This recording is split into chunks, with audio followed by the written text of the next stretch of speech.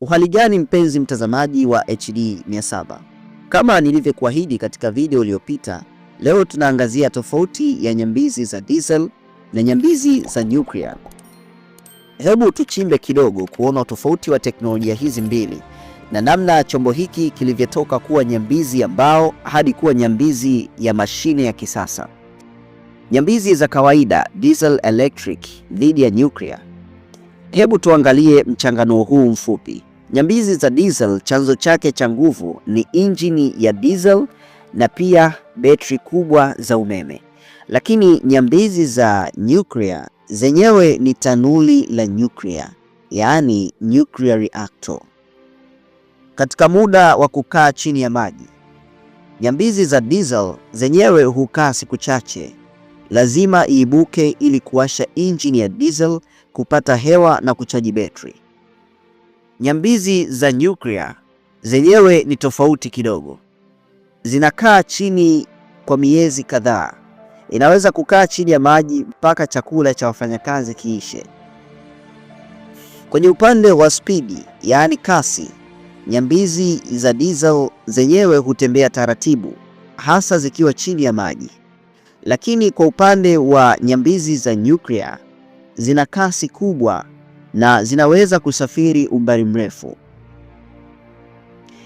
Matumizi na kazi zake. Nyambizi hutumika zaidi kwa ulinzi wa pwani, coastal defense, kwa sababu ni kimya sana. Lakini nyambizi za nuclear hutumika kwa doria za mbali, oceanic patrol, na kubeba makombora ya masafa marefu. Hii ndiyo tofauti ya nyambizi ya diesel na nuclear. Lakini hebu tuangalie historia fupi ilianzaje. Wazo la kusafiri chini ya maji ni la zamani, lakini utekelezaji wake ulichukua karne nyingi. Mwanzo mwaka 1620, Colas Dribble, raia wa Uholanzi, alitambulika kama mtu wa kwanza kutengeneza nyambizi ya kwanza iliyofanya kazi. Ilikuwa imetengenezwa kwa mbao zilizofunikwa na ngozi na iliongozwa kwa makasia. Vita vya mapinduzi ya Marekani mwaka 1775 ilitengenezwa nyambizi iitwayo Tito. Ilionekana kama yai kubwa na ilikuwa na nafasi ya mtu mmoja tu aliyekuwa anazungusha panga kwa mikono ili itembee. Vita vya kwanza na vya pili vya dunia. Hapa ndipo nyambizi ya U-boats za Ujerumani zilipoanza kutumika kama silaha hatari. Zilikuwa zinatumia diesel na zililazimika kukaa juu ya maji kwa muda mwingi. Mapinduzi ya nyuklia mwaka 1954, Marekani ilizindua USS Natas, nyambizi ya kwanza duniani inayotumia nguvu za nyuklia. Hii ilibadilisha kila kitu kwa sababu nyambizi haikuhitaji tena kuvuta pumzi ya hewa ya nje mara kwa mara.